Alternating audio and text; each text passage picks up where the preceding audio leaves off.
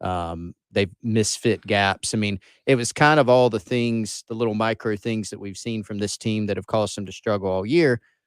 We saw kind of all of them in this game, and we saw them amplified. And so the bigger picture takeaway would be that when you bring those things forward and you look at the next two opponents, there's not a reprieve coming in any way. And it makes, I think, Gamecock fans even more concerned about these next two games and how out of hand they could get. Yeah. Well, Preston, can I steal your point from yesterday? I mean, to your point too, Chris, like how different was Shane Beamer's press conference after the Florida game compared to after the Georgia State game? When wasn't it all the same talking points? Couldn't really run the football, couldn't contain the run, lost the line of scrimmage, had some special teams plays. Like it was mostly the same talking points. It was almost directly the same. I wish we could do a side by side sort of to see what it is. And for me, that's probably the more discouraging idea, that some of the problems that were at the beginning of the season, either we haven't figured out a way to strategize around them, or we haven't figured out a way to get them corrected. And to me, that's kind of probably the most disappointing overarching idea behind the whole season. Well, Wes, I gave Chris the softball, so let me give you the hardest question that I have today. What area of the game has most improved from week 1 to now week 12? Well, I'm going to dodge your question, but kind of answer it as well. Because it's actually almost the direction I was going anyway. I feel like last year, it's always a little bit opponent adjusted, right? Like, yeah, there were some teams that came in, maybe they were struggling at the end of the year, but it certainly felt like South Carolina improved as the year progressed last year and sort of found some things. And, I don't think they were a great team by the end of last year, but I think they were a much better team than they were, when they started the year. And it feels like they have regressed in some areas, and it's not just about who they're playing. Sometimes you kind of can confuse those two. It's like, well, you just played a team that's really, really good. And they're going to make a lot of teams look bad. I go back to Vanderbilt not being able to stop the run against those guys, not being able to stop the run against Missouri. I think we knew they were going to struggle to stop the run against Florida, but it's just sort of there's a lot of evidence here that things have not improved. And, offensively, not that the expectation was for them to go put up 45 points on Florida, but there's a huge, vast area of, hey, you did some good things on offense, you just didn't score enough points, that separates you from where they were, which was, having to steal a special teams touchdown. So, I think that is the concern, is that overall, I'm sure internally they have players that have gotten better. I'm sure, like, the guys have played. I'm sure they could point to specific technique points of, this guy is getting better. I'm not in any way saying guys aren't improving, but I think as a football team, they are, and probably your point, they're having the same issues that they had to start the year. And I think that's scary. And, I'll use a word Chris used that I really like, amplify. You said to me yesterday, basically, well, I don't remember exactly how you said it, but your point was these bad matchups are that these teams are better than South Carolina. Well, I think depending on who you're playing, your issues can either be covered up or they can be amplified. And I think against the teams they're going to play the next 2 weeks and against Florida, these issues are definitely amplified. Like Vanderbilt, for example, exposes some of your issues, but then when Vanderbilt is driving down the field, it's third down, their receiver is open, and he drops the pass, and now it's fourth down, and you get a, quote, stop on defense, as opposed to it gets executed, and we're going, another first down, another third down conversion for the opponent. So I think the scary thing is that you're playing teams down the stretch. They're going to amplify your issues. I think Florida, there was a stat, I think it was the end of, I don't even know if this is possible. Is it possible that Florida was 10 for their first 10 on third down conversions. Yeah, I mean, Missouri was 7 of their first 7, and Florida's a better offensive team than Missouri. Yeah, so or 6 of their first 7, maybe. It's like because Missouri missed the first one and then got That's right. all of them for a stretch there. But yeah, it's I don't know. I don't really know that there's a whole lot more to add about the game itself, but it's just more that this game continued to sort of confirm what we thought. Really on both sides of the ball, unfortunately, for Carolina. For me, on the idea of confirming, it confirmed our worst yes. Our worst nightmares, our worst thoughts about the team, the ones that we were trying to fight off in the middle of the night when we, maybe South Carolina can do this. So it confirmed all the really bad things that we thought about the team that maybe you didn't want to say out loud, or maybe you hoped would maybe go away. And I don't think that has happened. Did Wes answer the question, guys? What do y'all think? He didn't answer the question. But as a teacher, I would bring Wes in. I would say, Wes, this is a very thoughtful answer. I'm going to give you a little bit more time to answer the actual question. There was a point in the season. I think, to be fair, like let's try to be balanced, fair. The answer is probably not really anything offensively or defensively right now. I think there was You mean to his question? Yeah, I'm going to try to answer the question. Thank you. Of what they have improved from game one. Now, did they improve from game one? Like, did they have better offensive performances? Like, did they improve from game 1 to game 5 and then regress from game 5 to game 10? That's if we're going to try to analyze it that way, it then does feel that way. Like if you take the, and then you even had, you scored 38 against Vandy. There's some teams. Kentucky. Kentucky did not do that. Yep. Missouri didn't do that. So I actually thought that was a pretty good offensive performance against Vanderbilt. That was a pretty good performance, right? So in some ways, I'll go back to what Beamer said, though. The stuff we're talking about in the Florida game was not a one-game sample. I would push back against, on either side of the ball. Yeah, I would push back against that notion if we were sitting here and South Carolina had played extremely well or very well, sometimes even average, offensively in that middle part of the season between the Florida game and the Georgia State game. If you were sitting here saying, well, they didn't improve because they didn't play well in game whatever that was, and they did this in game 1, I would push back against it. But we have seen, sometimes it's been masked or hidden. We've seen that in some other games. So there was a point where they were running the football better, for instance. That coincided with when Marshawn Lloyd was on the field. Now, you can't really penalize a team for saying you need your best player to be your most effective, but what you can penalize them for is when you're missing that player, it's almost things have kind of fallen apart. But you should score against a point, right? Yeah, sure. And against Vandy, you were able to find some points, and you. Yeah. I think we tried to properly credit after that game. But again, that was a defense that was not very good. Yeah. So, I wasn't planning to do this, but let's go through it. We'll go through it on the other side. 803-404-6100. We'll just go through each position group and try to determine if there has been improvement, if they're the same, or if maybe the group's gotten worse. 803-404-6100. That's the Love Chevy phone line. You can also use the Love Chevy phone line right now to win yourself and somebody that you presumably like a pair of tickets to go see the Tennessee game. It's under the lights. It's a night game. Still fun to see football games. Plus, Jalen Hyatt is a local kid. If you want to watch a local kid have like a 6-7 touchdown performance, you might have an opportunity to do that on Saturday. Be caller number 5 right now, 803-404-6100. If you want front row seats, they're not front row, but if you want front row seats to the Jalen Hyatt show on Saturday, be caller number 5 right now, 803-404-6100, 803-404-6100. Good luck.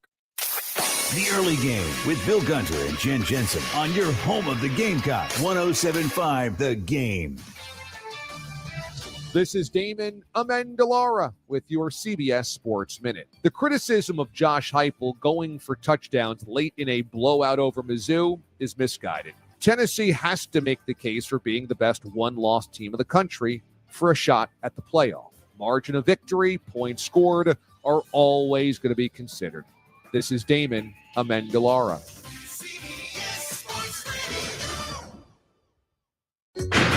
You can't always see bad weather coming, so it's essential that you're able to see through it when you drive. Michelin wiper blades with advanced technology hug your windshield like a Michelin tire hugs the road, channeling away water, snow, and ice so you can see clearly, drive confidently, and breathe easy. Michelin wiper performance, clearer than ever. Upgrade to Michelin premium wipers today at Walmart, Amazon, National Tire and Battery, and other fine retailers. Provember is back at Lowe's. Save up to an additional $750 off now on select major appliances from Hisense and get free delivery on items $396 or more. Plus, get an industry-leading 2-year warranty and great low prices on items like a Hisense refrigerator and air fry electric range, exclusively at Lowe's. Find the right appliance for your jobs and properties today. It always pays to be a pro at Lowe's. Exclusions apply. See Lowe's.com for details. Offer ends 11/30. You haven't tasted real Carolina barbecue until you've experienced Little Pig's Barbecue. Full-service dine-in buffet with barbecue ribs, brisket, chicken, rice, hash, tomato pie, macaroni and cheese, and many more of your favorites. Eat in or take out. Little Pig's Barbecue on Alpine Road is open from 11 to 2 on Wednesday, 11 to 8 Thursday through Saturday, and 11 to 3 on Sunday. Little Pig's Barbecue on Alpine Road.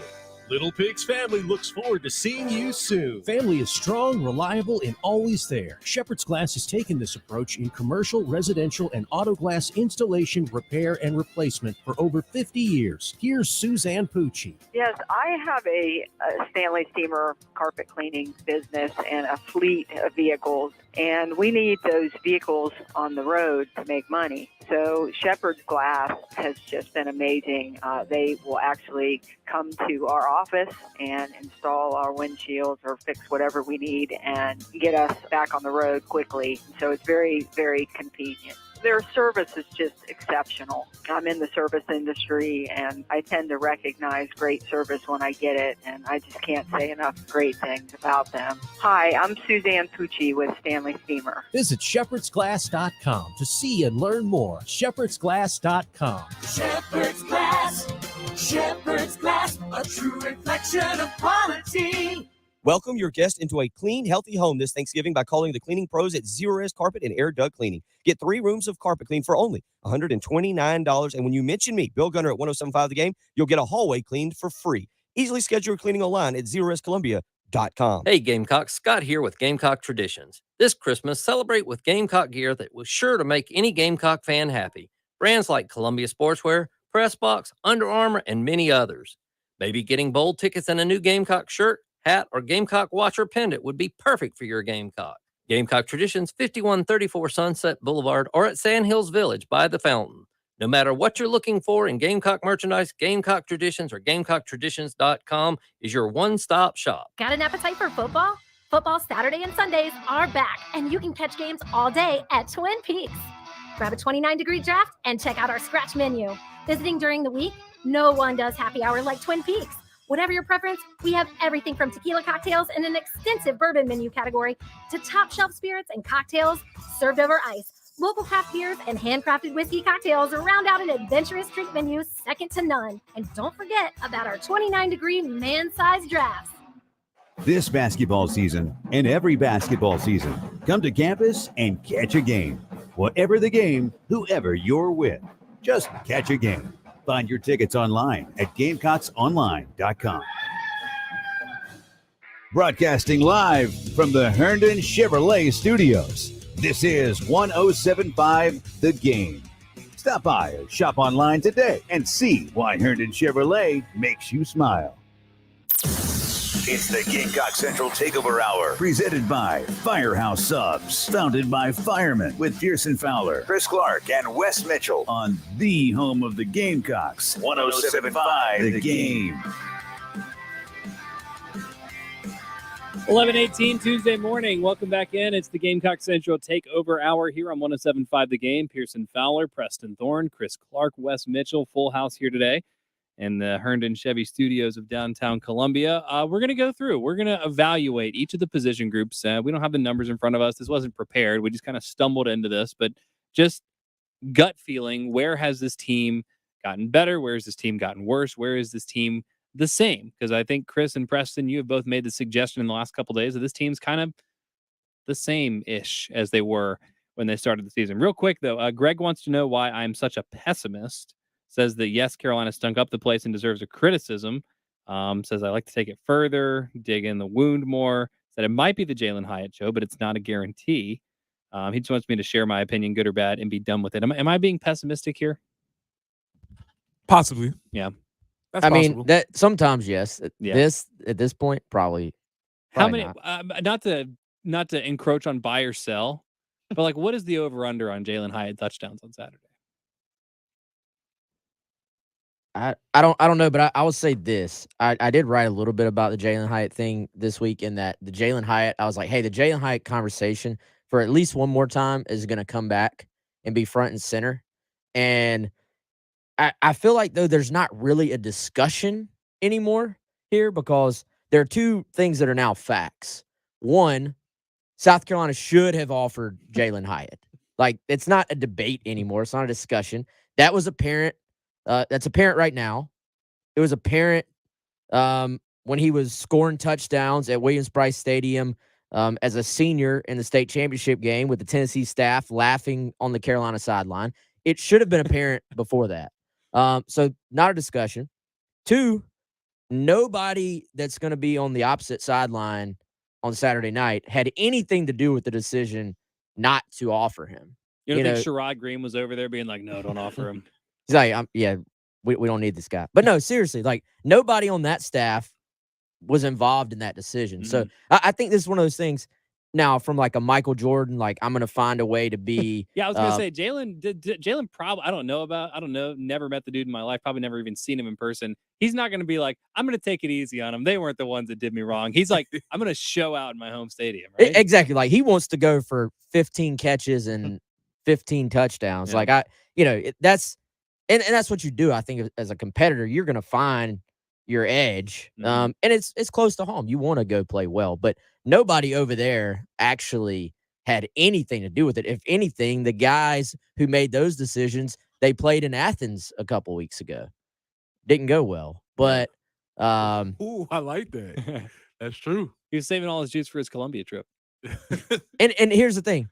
He'll probably have a big game, but it's not, if I'm Carolina in that room over there right now getting ready for this game, it's not about Jalen Hyatt. It's about, can we find a way to stop all of those guys out on the perimeter when Tennessee spreads you out, stacks their guys up, and throws quick passes back and forth all game. And that makes it even more frustrating for Gamecock fans that, like, the previous staff is like, we didn't offer Jalen Hyatt. Peace out. We're not going to deal with it. Y'all have fun. Yeah, good luck. We'll go to a place where we are equipped to stop it. Yeah. Somewhat. Man. It's like even more. Fun. That's salt in the wound, right? So Shane has to just pregame just say, "Hey, Jalen, just so you know, man, we would have offered you. Just so you know, we're clear, right? We're good. We're cool. Yeah. Are we good? I feel like the number should be 2. Like, mark this down for Friday. Buy or sell. Jalen Hyatt has 2 touchdowns, because I honestly might sell that. Because Carolina has not given up a ton of explosive plays through the air. Yeah, their corners are still pretty good. Not that I think that's a great matchup for Carolina, but I bet, without looking, I bet Carolina's opponents have more explosive runs than passes against the Gamecocks this year. Like, almost certainly. Yeah, I think that's a really safe bet. Don't be surprised, though, if you don't possibly have the exclamation point at the end. Like, if Tennessee's controlling the game, they're about to take their starters out, they see an opportunity. Georgia did it with Oscar Delp. They got him a touchdown late in that game, sort of like, we're going to get you a TD here. Yeah. Even if he doesn't have a massive game, which he probably will have a pretty good game, but even if he doesn't, I wouldn't be shocked at all if they didn't give him, we're going to give you a little hometown touchdown. Yeah. That was tough. Cap it off. Fortunately, I guess, like, the touchdown to Delp didn't have as much impact, kind of jokes on Kirby Smart, because everyone had already left the stadium by the time he scored. But it was a good attempt. All right, let's go through offense first, because everything's offense first. I'm sorry, Preston. It's just how it is. Of course. Quarterback. And we can just say Spencer Rattler safely, I think.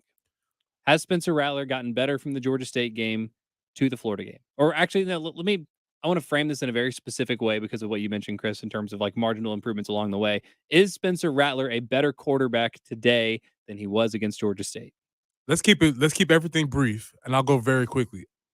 I thought Spencer Rattler made very good decisions in the Georgia State game, and I thought that was his problem. And I think his decision making has regressed as the season has gone on. Okay, Wes, I'm gonna say yes, but yes, he is a little bit better, but you're not super convicted about it. No, and it's not as big of a margin as you would hope. It's going to be close. Close, yeah. You, I would agree with Wes. Yeah. Okay. I'm going to say worse. There's some caveats in there too, but yeah, in keeping with Preston. I'm just thinking he looks markedly less confident in the pocket as a passer now than he did then. So split decision there. Let's go to the running backs. Are South Carolina's running backs better now than they were against Georgia State? Well, one of them's hurt. Marshawn Lloyd, to me, has looked decidedly better from the start of the season to now. The running back room itself, and there's a little bit of a recency bias there because there was no Lloyd the last 2 weeks. Maybe not, but yeah. I think Lloyd is probably the most improved player on the team year over year, and from like the beginning of the year when he was kind of getting settled. Yeah. But again, there's a lot of caveats there too, in that he's kind of feeling his way back from the injury. First time being the guy, workhorse back here.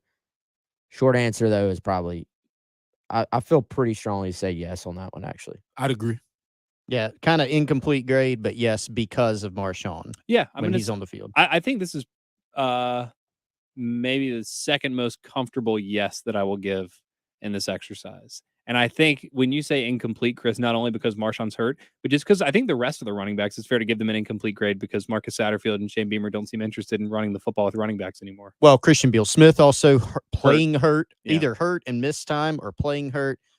Yeah, we haven't seen Amos. We haven't seen Carroll. So, are we going to grade Jaheim Bell as a running back? No.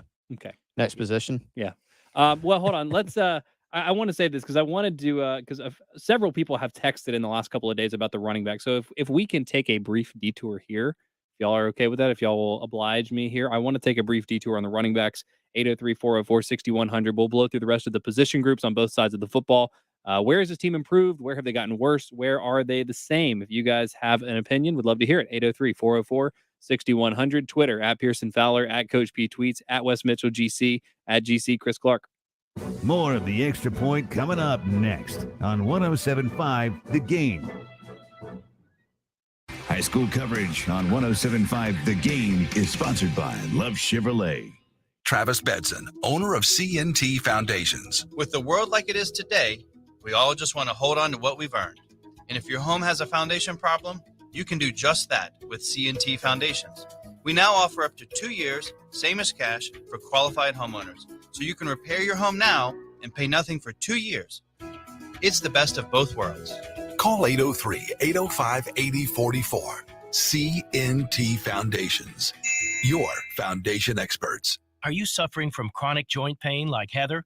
I have terrible arthritis and have had it for quite a while. And I've gone to all kinds of doctors trying to figure out what to do. And everybody just said surgery. And surgery was months of rehab. And I didn't want to do that. But then Heather discovered QC Kinetics, local medical professionals who specialize in natural biologic treatments, non-invasive solutions designed to repair and restore damaged tissue in your joints. And she absolutely loves the results. I like to tell anybody who's suffering that there are options that are not steroids, that are not surgery. You owe it to yourself to find out about QC Kinetics and find out what they can do for you. No surgery, no drugs, no downtime. Discover QC Kinetics and learn more about natural biologic treatments with lasting results. Call QC Kinetics, 803-281-6860. That's 803-281-6860. Don't wait. Call today. QC Kinetics, 803-281-6860. Here's Ben McCoy for the Hood Team. When there are changes to a contract or requests by one party or another, they get those to the folks they represent very quickly. They have a high level of expertise, which certainly lends itself to an extraordinary level of trust. The Hood Team is remarkable in a lot of ways. I'm Danny Hood. And I'm Karen Hood. And I'm William DiMaggio. We're the Hood Team at Coldwell Banker Realty. Give us a call at 803-730-2512. or online at thehoodteam.com. You wash your hands, you brush your teeth, but what about the nose? How do you clean your nose? With Navage. Navage uses powered suction to pull saline in one nostril, around the back of the nose, and out the other nostril, flushing out allergens, mucus, and germs. And it's why cleaning your nose, the body's air filter, is the next evolution in daily personal hygiene. People try Navage for lots of reasons: sinusitis, colds, allergies, snoring, things that make it hard to breathe through your nose. But over time, they find that cleaning their nose makes them feel better, a lot better. Over 3 million Navage users have written more than 100,000 reviews, averaging 4.7 stars, saying, "Best product I've ever used," and "Amazing, I love my Navage." Navage helps you breathe better, sleep deeper, and snore less, but the biggest payoff is improved health. Navage is good personal hygiene and can help you stay healthier. At Walmart, Walgreens, CVS, Rite Aid, Target, and online. Navage, Navage, clean nose, healthy life. It's November at Galliana Kia on Greystone. Every new Kia available with no money down and no payments for the next 3 months. Are you stuck in a loan or lease? Galliana Kia wants to get you released, even if you're over mileage, have months left, or still owe thousands. Are you a credit challenged car buyer? Don't sweat it. If you've got a job and you make at least $2,000 per month, Galliana Kia has lenders that can get you approved. So if another dealer asks you for any down payment at all, just say no. It's November. Every Kia available with no money down and no payments for 3 months. Gotta go. Galliana Kia on Greystone. I-126 Zoo exit in Columbia. Call 779-7300 or KiaColumbia.com. U.S. October 512908. 0 down, $270 per month for 84 months at 6.9 APR. Price plus tax tag includes $225 closing fee. Negative trade equity financed in new loan subject to lender approval. Expires month end. It's the Gamecock Central Takeover Hour, presented by Firehouse Subs, founded by firemen with Pearson Fowler, Chris Clark, and Wes Mitchell on the home of the Gamecocks, 107.5 The Game.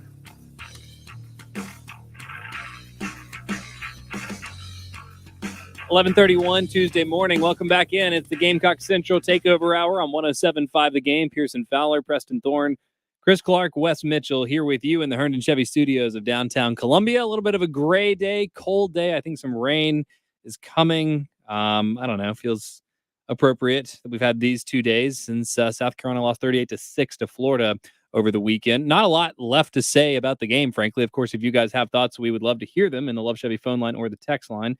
But mostly moving on a little more big picture here, a little earlier in the week than we typically do, trying to figure out where Carolina has improved, if they have improved anywhere. We already decided running back, probably a solid plus from where the year started to where they are now, assuming the health of Marshawn Lloyd. But it has unfortunately been a sticking point for Gamecock fans in the last couple weeks that none of the other running backs have gotten any playing time. Those carries have gone to Jaheim Bell. Several people hitting us on the text line to that effect. And Shane Beamer was asked about it in his Sunday teleconference. Just wanted to let you hear his answer about the other running backs and how they're progressing. No, I think they're continuing to compete. I think they're continuing to get better. Obviously, it all goes back to practice, Ben, and how guys perform in practice. And those are guys that we have confidence in that continue to get better. Lavoisier is playing on special teams for us right now. Rashad was on our kickoff team last night. Dante's done some good things for us as well, from a special team standpoint. And those guys are quality running backs that continue to get better. But right now, we feel like Juju and Jaheim give us the best chance to win football games right now. So let's read between the lines. Like we not even joke, but it's easy to say, running back's easy, to come in and play right away. You don't have to know the whole offense. Just take the ball and run. So like, what is it? Because Shane Beamer, these guys are quality backs. They're getting better. They're helping us. They're doing this, that, and the other, but just not enough to play. Like, where's the disconnect? So typically what happens with running backs, oftentimes they're not pluses in the passing game, whether that's not being able to catch the ball out of the backfield or, more importantly, not being able to be involved in blitz pickup. And oftentimes with younger guys or new players, that is often one of the biggest hangups, and you don't feel like you can trust to put them in those situations. Part C, maybe they just don't hold on to the ball in practice. They might fumble the ball. Those are usually the big issues with running backs. I don't know which applies to which or what the deal is. But that seems to be usually the issues with running backs. Right. I guess that makes sense if you're in sort of a normal situation, though. Like, hey, you're a normal offense, kind of middle of the road. Your starting back goes down. You want to favor, ball security or pass protection security. This isn't a team that's in that position, though. Like from Marshawn, it's just nothing. And it feels like you kind of need to take a swing. I thought it was there. It must have been another clip. And Shane Beamer said Jaheim Bell's a hell of a running back, and but he's just not. Like no matter what the coaching staff says, he's not. He's not bad. He's not good. It seems like it would be worth it to take a swing on one of the. I mean, you brought these guys in for a reason, right? Maybe you did. You brought them in for a reason, but that doesn't mean that they have performed up to that standard to this point. And Shane might be giving them a little bit of cover for what they are doing in practice. But at the same time, at this point in the season, I guess where I'm at is we're trying to evaluate how they evaluate. And I can't say that the staff can be completely trusted with their evaluations to this point.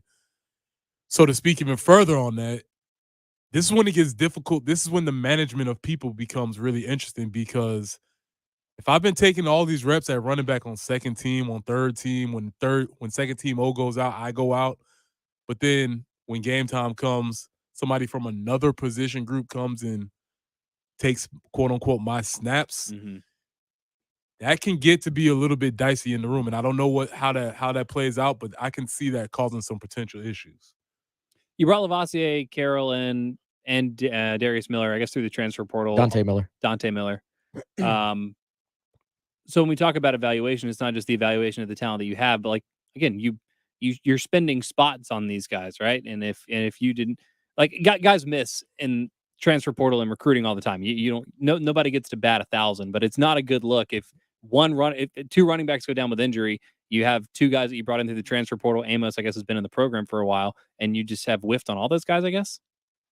Well, Miller's a walk-on. Yeah, I was about to say. So, not a spot spent. And then Carroll's, and I'm not saying that these guys should not be getting a chance. Like, I kind of think they probably should, without the benefit of, seeing practice and all those things. I mean, I think what we would hear from practice, even behind the scenes, probably, at least in a lot of ways, is going to match what's being said publicly, in that these guys are the best guys. Okay, and that's kind of all you can go on. Unless we can go to practice and look with our own eyes, like you can source it up and be like, this is what people are saying.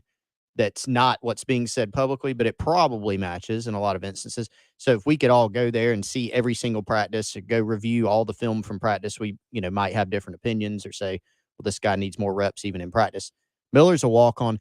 Carroll's still a young player, and he played DB for an entire year. So his body, they changed his body at Georgia. He was, he's kind of relearning the position. He's gotten bigger. He's bulked up to what they, thought he needed to be at. I think he was at Georgia. He's probably like 190 or something. He's back up in the 200-pound range. And now he's kind of, learning. And he's more of like an upright runner, more of a speed, like edge guy. And heck, maybe that's a good argument for you need that. I was saying, type of I player. get that he played DB last year, but he probably still knows how to run inside zone 12 times, right? I mean, hey, that could be an argument. I'm just kind of giving some reasons. If we're trying to figure out why maybe we haven't seen guys, that might be it. And it might also go to what Preston's saying. I mean, maybe pass protection, et cetera. So, yeah, I get it. And all those things make sense. I guess I just feel like with this offense in general, beggars can't be choosers. And what you have right now clearly doesn't work. So it might be worth it to take a chance on somebody else. I don't know Marshawn Lloyd's status. We'll probably get an update from Shane Beamer today. And I don't know if one of these guys would get an opportunity, being at home too, you have everybody on your roster available to you. You don't have to make decisions about who to travel and who not to travel. Yeah, kind of. But I mean, even with a limited roster on a travel roster, there's still 10, 12 dudes that's not seeing the field. Yeah. It's really only like 40 people play, even when you expand it out to special teams. So, yes, more people are going to dress, but they're not. What's today? Tuesday? Mm-hmm. They had off yesterday. By Wednesday, you should probably have a better idea of what the reps are going to look like. Like, aren't you sort of setting that plan right now? And you're then you're repping the guys, I would imagine. You're repping the guys on that game plan for this weekend that you think are going to play for the most part. And the closer and closer you get, the more you're like, all right, these are the guys we expect to play. The caveat is in a functioning offense. To this point, I don't think we can afford to give the benefit of the doubt to the offensive staff at this point. Does Marshawn need to practice to go? I would say no.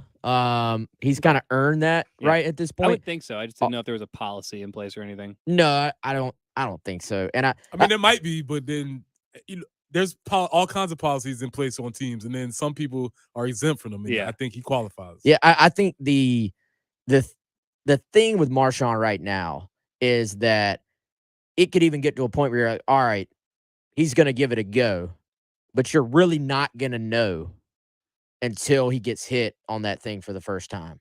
I feel like, especially if he doesn't practice. Like, I think there's two ways you could do it. You could be like, all right, not that they hit a lot in practice anyway. You could kind of risk it in practice and say, all right, let's test it today and really know. Or you're saying, let's give this thing as much rest as possible leading up to Saturday. But then he may feel great.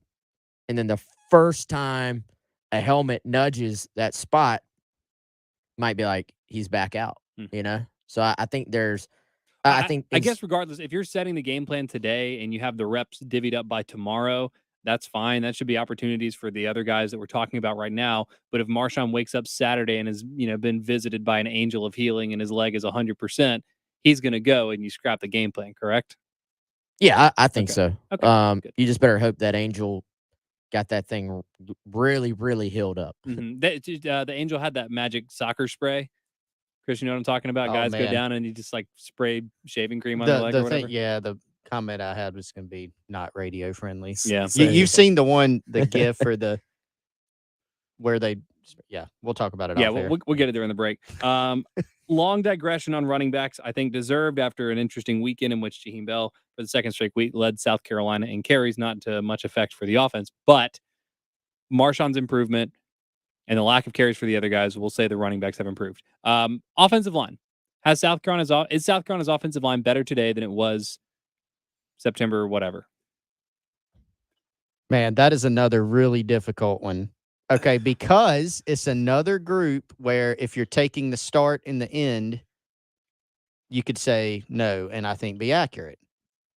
You take the middle, and they played fairly well, and there's some common themes like A&M. Kentucky's defense wasn't super banged up when they played. They had some guys, I think they actually got Weaver was the only back. starter that was out. Yeah, so Jacquez Jones missed that game, right? So I think they had some moments the middle of the season where they were better. Missouri, obviously terrible game. Florida, not. So they're good when they win and they're bad when they lose? Is that well, I mean, but like if we're going positionally. I'm joking because that's exactly how when they are works, good, they win. Yeah. Yeah, so I mean, definitely inconsistent. So I'm having a hard time landing on something. I have a hard time landing on a lot of things with this team. That's the team for sure. But I think I will go with a yes. I think I'll go with a yes. At game one, there were a lot of completely, they call them the Ole blocks, where you just Ole and let them go by you. You've heard those type of things, and I don't see that happening anymore. Yes, they're getting beat, but that might just be what it is. Yeah. But I don't see as many free people just running through gaps and things of that nature. And Spencer does seem to be a little bit more protected. As I said, the pro really seems to be better. Running game is hard for me to really evaluate. Seems about the same. That's what I think that's where I would land.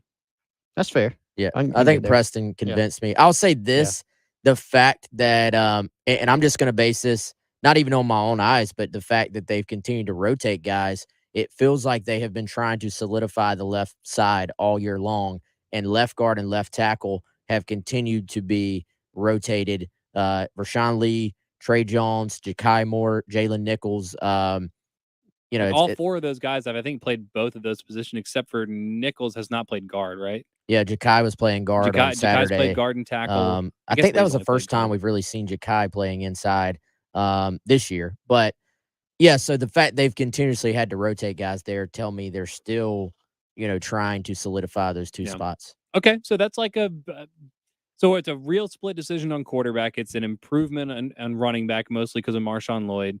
We're leaning improvement on the offensive line. Have the wide receivers gotten better? Are the wide receivers better today than they were game one? I'm trying to think back to game one. Preston says no. I say yes, actually. Okay, I'll go with the no, because one of the glaring aspects that they really focused on was perimeter blocking, and I'm not sure if they have improved on that that's to this fair. point. So maybe if you break it down further into aspects, I would say no in that aspect. Like, I think that Juice and Jalen have clearly emerged as Carolina's two best receiving threats. Like that's almost nudging me in the yes direction, but I think that's a good point. And then beyond that, Carolina hasn't been settled. We've seen Amarian Brown some, DeCarrion Joyner some, XL some, Josh Van some. So behind the clear top two guys, in my opinion, it's been a little bit more of a morass. Yeah, I agree with the perimeter blocking point, and that's another one where, again, in the middle of the season, they played it feels like better. there are three segments to this season. Yes, right now. Yes. Perimeter blocking bad early on. Yep. Perimeter blocking very much improved during the middle stretch. And then a struggle. And obviously the last thing we've all seen with our eyes is a game where nothing was well handled on offense. So if that's 2/3 of the season of bad, then you got to give that a bad grade, even if it was good in the middle. That's 66% bad, 33% good, right? I'm going to say they're about the same. Yeah, and another thing to keep in mind too, and this is very hard to measure, and it's almost kind of what makes it like an incomplete, is receivers can be running great routes and getting open, and we've seen that some in games, and then something happens to where they don't get the ball. Trigger doesn't get pulled, sack. Is that's accurate? Hard again, like you said, hard to measure. Yeah. You know what? I think to me, Juice emerging, like, kinda edges me in the positive direction.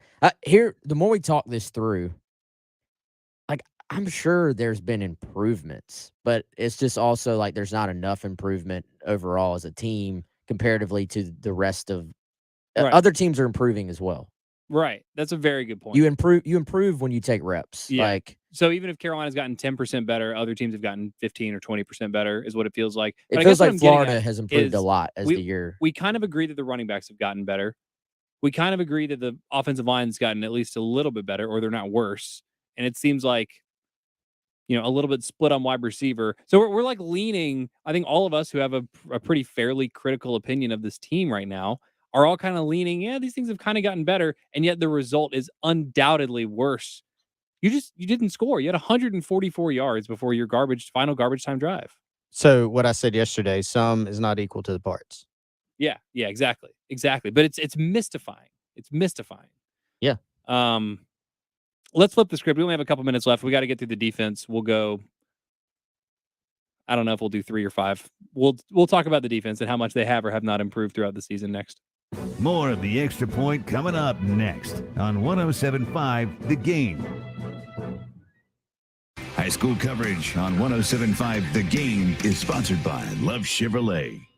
The wait is over. New Chevys are on the lot now, and more are on the way to Herndon Chevrolet. These vehicles are in demand and selling fast, so don't miss out. Stop by your hometown Chevy dealer and shop all your favorite models at prices you'll love. Find new roads at Herndon Chevrolet or visit us online at HerndonChevy.com today. Herndon Chevrolet, Herndon makes you wanna smile.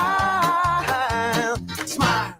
Since 1964, Gateway Supply has been the Midland's leader in plumbing and HVAC supply, and now, of course, they are statewide with more than 15 locations all across South Carolina. Their showrooms are filled with bath and kitchen fixtures from classic to modern styles. Now, tap and touchless faucets. You can even talk to your kitchen sink. See them at Hamrick Street near the Fairgrounds in Williams-Brice, or Highway 6 and Whiteford Way in Lexington. Design services, expert advice for customers and contractors alike. Visit them online at gatewaysupply.net.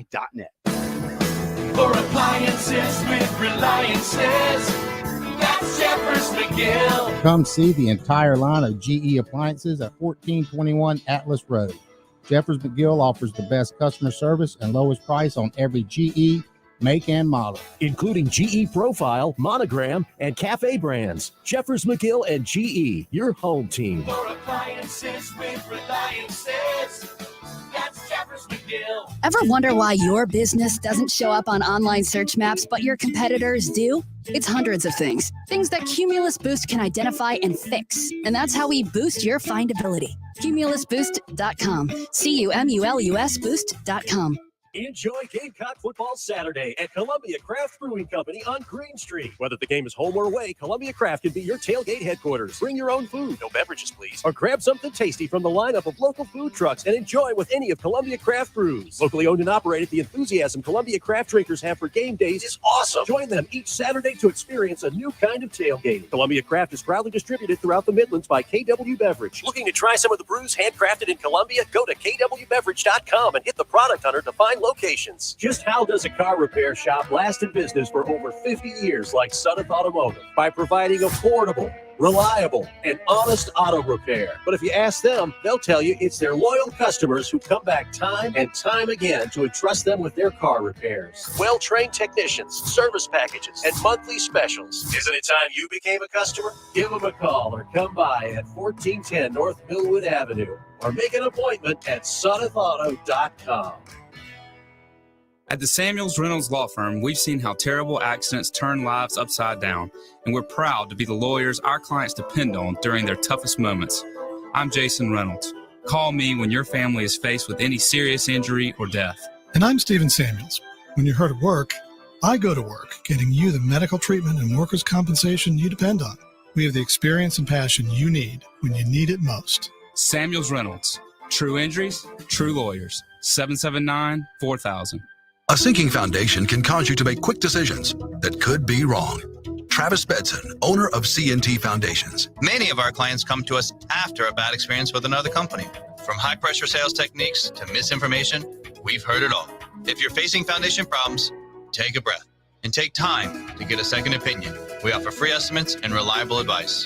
Call 803-805-8044. C&T Foundations, your foundation experts.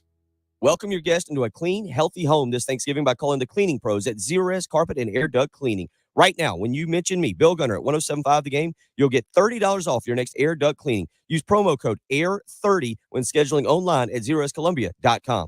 Broadcasting live from the Herndon Chevrolet Studios, this is 1075 The Game. Stop by or shop online today and see why Herndon Chevrolet makes you smile. It's the Gamecock Central Takeover Hour. Presented by Firehouse Subs. Founded by firemen with Pearson Fowler, Chris Clark, and Wes Mitchell. On the home of the Gamecocks. 1075 The Game.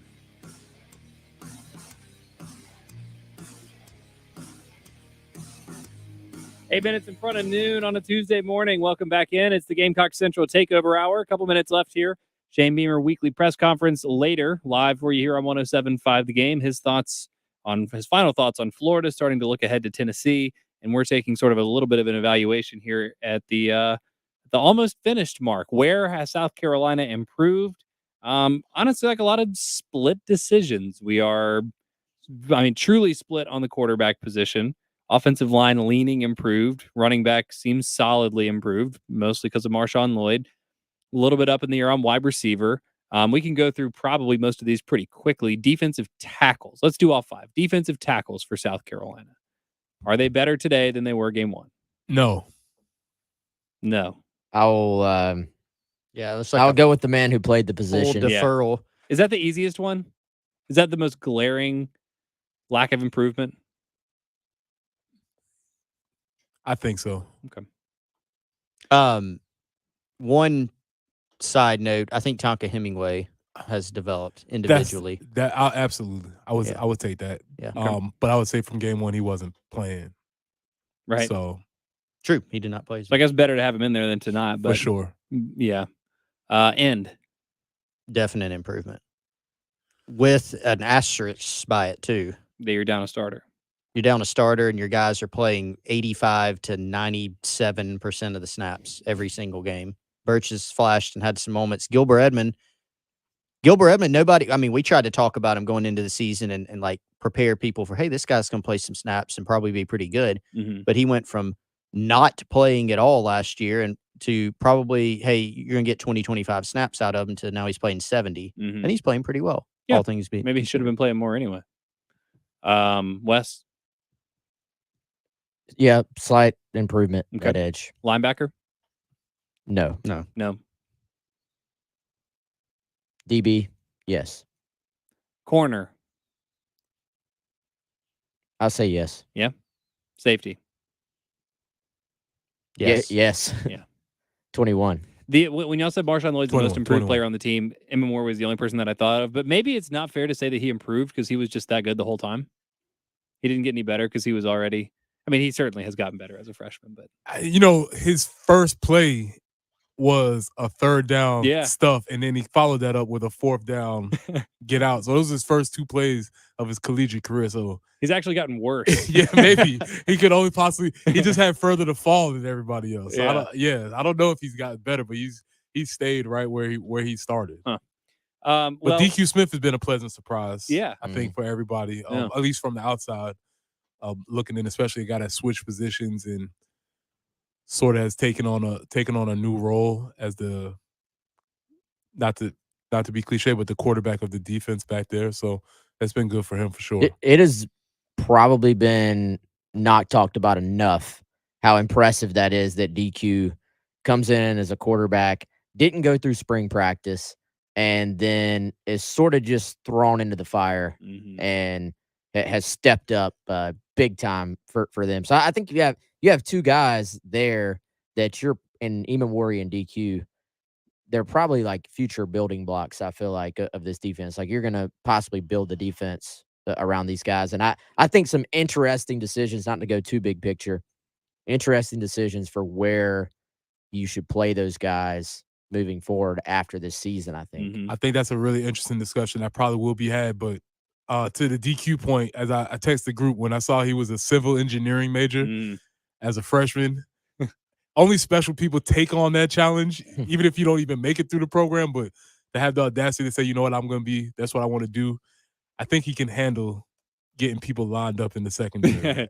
So he's okay back there. It's been good early returns. This wasn't really the plan for today. This has been instructive, although I'm still not exactly sure what we learned, other than just confirmation of Chris's. The whole is less than the sum of the parts right now, unfortunately. I don't know. Maybe I'll have some big picture takeaway for you guys tomorrow, but we are out of time here. Appreciate you indulging us in that exercise. Hope you enjoyed it. Hope you enjoyed the show. Thanks so much for listening. As always, we'll be back tomorrow, and the halftime show is coming up next.